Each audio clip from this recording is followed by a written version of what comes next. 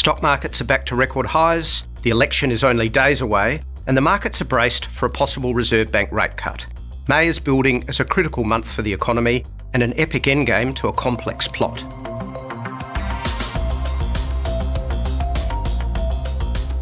Like the last few months, the stock market has taken further comfort in the prospect of easier central bank policy, with the US S&P 500 and Nasdaq indices just breaking previous record highs, and similarly our ASX 200 just clearing last September's peak.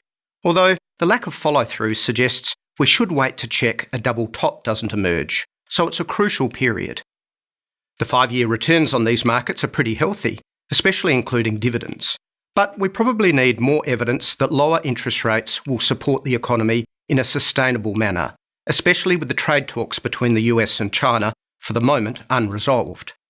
A breakthrough on trade may be the critical factor to push stocks, risk appetite and business confidence over the hill. But for central banks, including our RBA, the language is all of a sudden very cautious and dovish. Last year, it was all about policy normalisation and higher rates. Now, it looks like central banks are back ready for the next round of rate cuts to support the economy.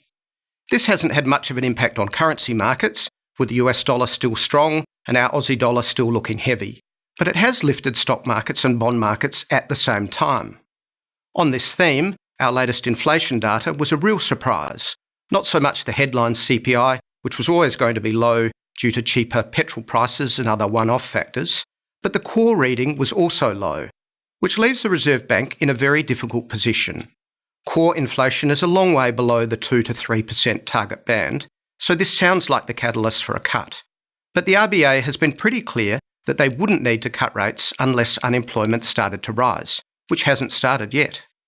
Lower rates look inevitable at some stage this year, but for May, this may be a month or two too soon. The RBA has acted on monetary policy going through an election campaign before, for example in 2007, but may prefer to see 1 or 2 more monthly job reports before making this call. Beyond low inflation and the ongoing decline in property prices across Australia, there is some good news. Unemployment is down at 5%, export markets are looking strong with a record trade surplus and firm commodity prices, but business sentiment is back down to its long-term average. So there's a lot to be resolved this month. The RBA decision, jobs and wages data mid-month, the federal election on the 18th, and perhaps the US-China trade dispute. Consumer and business confidence will be glued to the screen. And if we do get an RBA rate cut, will that mark the end of the property downturn? Until next month, that's the market update from Leveraged.